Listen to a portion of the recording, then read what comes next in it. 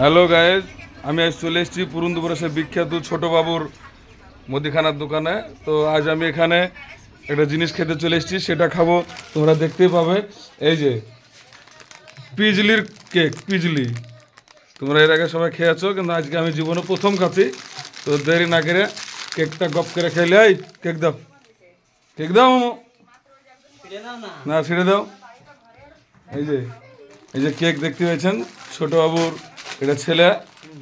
এই যে ছিঁড়ে দাও, ছিঁড়ে দাও, আমার হাতে মোবাইল আছে, ছিঁড়ে দাও। হ্যাঁ একবারে। হ্যাঁ, তো দেরি না করে আমি এখন কেকটা খাইলি। কেক কেকের ছাতা পড়ে গেছে, তেমন হয়েছে না। ছাতা পড়ে নিয়ে আসলে রোদে শুকিয়ে গেছে।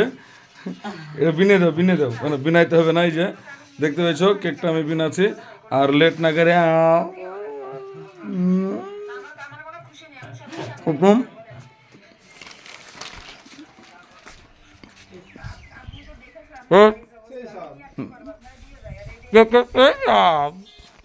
মুখ ভর্তি কেক, মজা আছে।